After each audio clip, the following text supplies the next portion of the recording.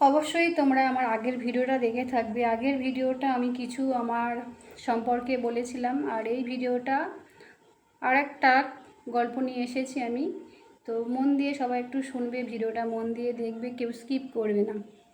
তো যখন আমি প্রেম করতাম তখন আমার বর বলতো, মানে আমার বর তখন হয়নি, প্রেমিক বলতো, আমি বেশি দিন প্রেম করিনি, কিছুদিন প্রেম করে বিয়ে করে নিয়েছিলাম। খুবই ভালো কথা বলতো, খুবই ভালো ব্যবহার ছিল। আমি ভাবলাম হয়তো হবে, খুব ভালো হয়তো হবে। মেয়েরা হুট করে না বিশ্বাস করে নেয়, ভালো মানুষের ব্যবহার দেখলে না হুট করে বিশ্বাস করে নেয়।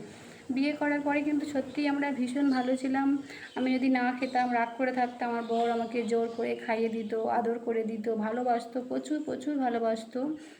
যখন আমার শরীর খারাপ হতো আমার বর রান্নাবান্না করে দিত, জামা কাপড় কেচে দিত, খুবই আদর যত্নে রেখেছিল, মাথায় করে রেখেছিল বলতেই পারো। এক কথায় বলতে পারো আমাকে খুব আদর যত্নে মাথায় করে রেখেছিল। কিন্তু যখন যেদিন থেকে আমার একটা সন্তান হলো, আমার ছেলে হলো, ছেলে হওয়ার পরেও কিন্তু খুবই ভালো ব্যবহার ছিল, খুব ভালো বাসতো, আমার ছেলেকেও ভালোবাসতো, আমাকেও ভীষণ ভালোবাসতো। আমার বর তখন কিন্তু কাজ করতো, অন্য একটা জব করতো। যেদিন থেকে আমার বর গাড়ি কিনলো সেদিন থেকে কিন্তু পুরোপুরি চেঞ্জ হয়ে গেল। কেন জানি না, গাড়ি কিনলে এরকম চেঞ্জ হয়ে যায় কি না। বললো আমি সারা জীবন কি লোকের আন্ডারে কাজ করব? তাহলে আমি একটা গাড়ি কিনি, তাহলে আমার পার্সোনাল থাকবে, আমি যখন খুশি চালাতে পারবো, যখন খুশি যেতে পারবো, আমার নিজের একটা গাড়ি মানে ইনকাম থাকবে, আমি আর কারোর পরের অধীনে কাজ করতে হবে না। আমি ভাবলাম এটা ভালো কথা একটা, পরের অধীনে না কাজ করার থেকে নিজের কিছু করাটাই বেটার। আমি ভাবলাম ভালো কথা বলেছে, আমি বিশ্বাস করে নিলাম। তা যাই হোক, গাড়ি কিনলো, কিছুদিন গাড়ি চালাবার পরে বেশ ভালো ছিল। হঠাৎ দেখছি কোনো একটা মেয়ের সঙ্গে জড়িয়ে পড়েছে, তার সঙ্গে ফোনে কথা হয় বেশ।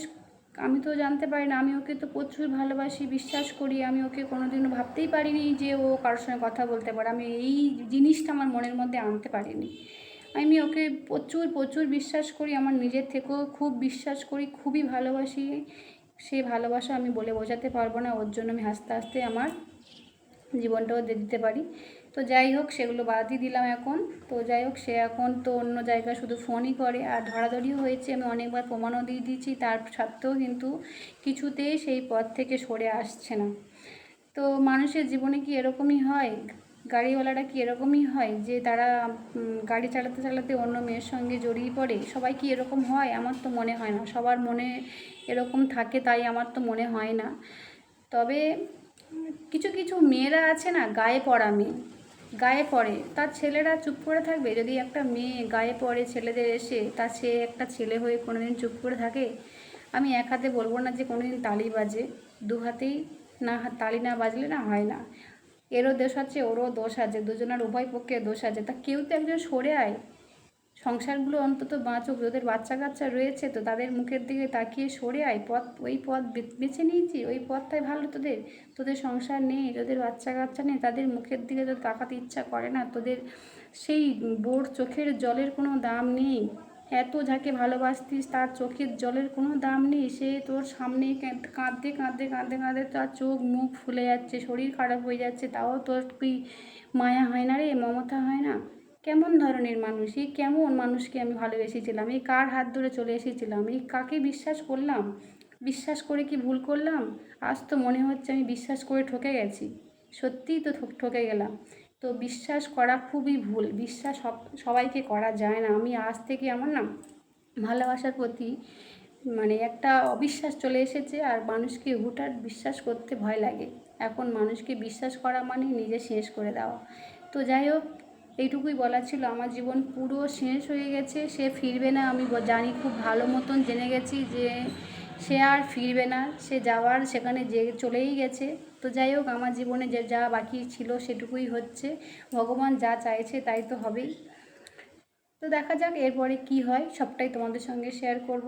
এরমভাবেই আছি, এরমভাবেই থাকতে হবে, এভাবেই আমার পৃথিবী ছেড়ে চলে যেতে হবে কোনো না কোনো একদিন। তো যাই হোক, সেই কামনাই করি ভগবান আমাকে খুব তাড়াতাড়ি তুলে নাও। আমার আর বাঁচতে একদমই ইচ্ছা করে না। এই ভগবান দুটো চোখ দিয়েছে এইগুলো দেখার জন্য নয়, আমি যেটা আশা করে এসেছিলাম, যার হাত ধরে বাড়ি ছেড়ে চলে এসেছিলাম, সে যখন আমাকে ঠকাচ্ছে, সে যখন আমাকে ছেড়ে অন্য কাউকে মন দিয়ে রেখেছে, আর পাচ্ছি না সহ্য করতে। এখন আমি না খেলে তার কষ্ট হয় না, এখন আমি না ঘুমালে তার কষ্ট হয় না, এখন আমার শরীর খারাপ হলে তার কোনো যায় আসে না। এখন সব কিছুই চেঞ্জ হয়ে গেছে জানো, এখন পুরোপুরি আলাদা। আমি যদি অন্য রুমে গিয়ে শুই, আগে যদি অন্য রুমে গিয়ে শুতাম আমার বর আমাকে টেনে নিয়ে আসতো, কেন অন্য রুমে শুবি, আর তুই আমার কাছে এখানে শুবি। কিন্তু এখন আর সেই জিনিস করে না। এখন তুই কোথায় যাচ্ছিস, যা কী খেলি না খেলি আমার দেখার দরকার নেই, আমার খাওয়াটা খেলেই হলো, আমি ভালো থাকলেই হলো। তুই খেলি কি খেলি না, তোর শরীর খারাপ হলো কি হলো না, আমার দেখার দরকার নেই। এখন সে সেই সব দেখে না, এখন সে নিজের মতন আছে আর আমাকে পুরো অন্যরকমভাবে দেখে, আশ্রিতাভাবে দেখে, যে আছিস থাক, খাচ্ছিস খা, কোনো রকমভাবেই আছি পড়ে, এই আর কি। যাওয়ার তো জায়গা নেই, সেই সুযোগটা নিয়েছে, বুঝতে পেরেছো তো? যাই হোক, সুযোগে মানুষ সৎ ব্যবহার করে তো করো, ভগবান যদি থাকে তো এর বিচার করবে। তো চলো টাটা, এই পর্যন্ত ভিডিওটা।